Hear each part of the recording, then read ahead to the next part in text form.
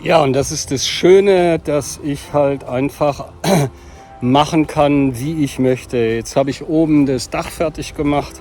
Jetzt habe ich gedacht, schnappe ich mir mal den Freischneider und gehe mal in den Garten runter und schau mal, was man da vielleicht schon ein bisschen strukturieren kann. Also die Cabana hat bei starkem Regen ein Problem mit dem Dach. Das heißt, ich glaube, ich muss jetzt hier erstmal alles wegnehmen, damit man überhaupt sieht, wie weit das Dach geht. Da hinten werde ich mein Büro reinmachen und die Silvia hatte die Idee und die ist gut, dass wir diese Wand hier rausnehmen. Und dann denke ich mal, könnte das ein cooles Büro hier sein. Sondern einfach strategisch vorgehen und danach dann entscheiden, was das Beste ist. Ich gehe ins Haupthaus hoch in eines der Zimmer, mache da mal ein Büro rein. Wir werden dort in dem einen Zimmer dann noch eine Fenstertür integrieren.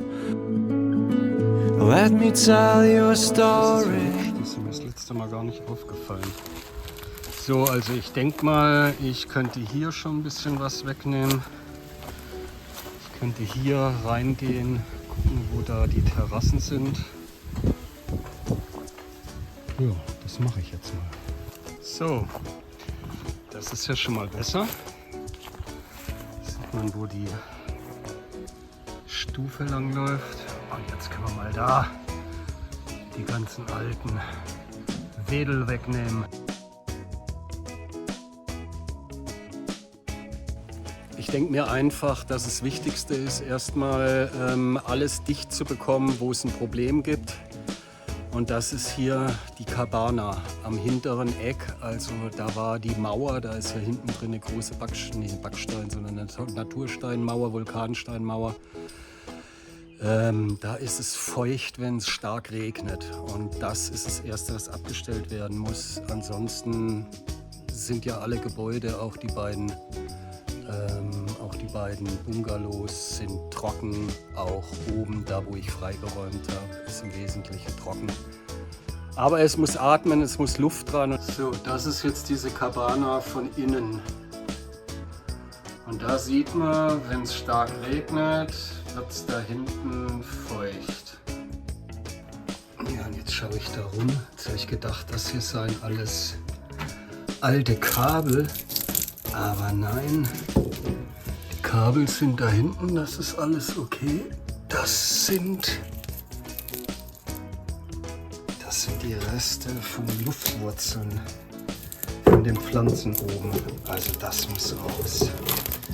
Das werde ich jetzt als erstes oben machen, damit es aufhört. Also von unten ist besser ranzukommen.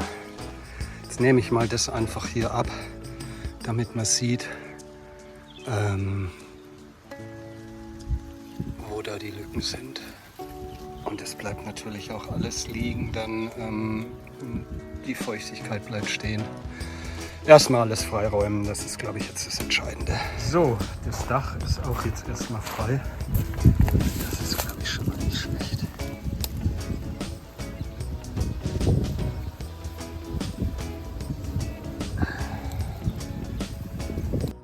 So, der Rahmen ist auch weg. Insofern ist der Blick frei. Aber es gibt auch Neuigkeiten.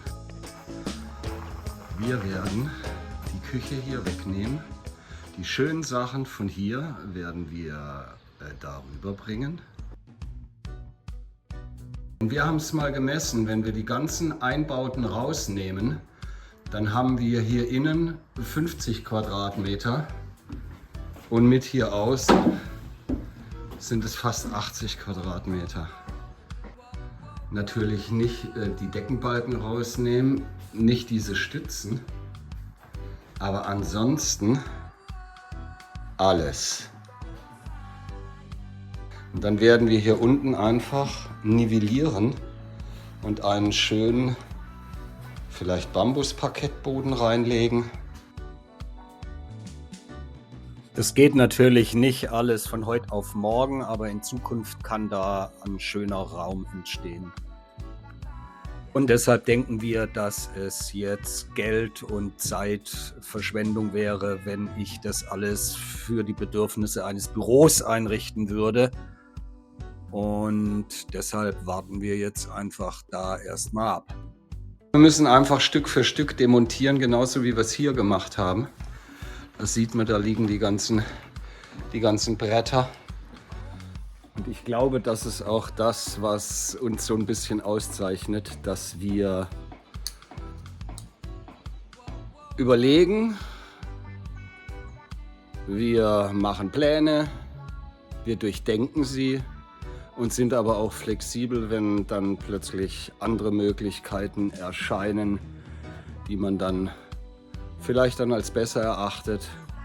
Und entsprechend nicht nach dem Motto, was interessiert mich, mein Geschwätz von gestern, sondern einfach strategisch vorgehen und danach dann entscheiden, was das Beste ist. Ich gehe ins Haupthaus hoch in eines der Zimmer, mache da mal ein Büro rein. Wir werden dort in dem einen Zimmer dann noch eine Fenstertür integrieren, irgendwann vielleicht noch einen Balkon draußen vorsetzen. Und überall haben wir Geckos. Ist das nicht schön? Da hinten sitzt auch einer.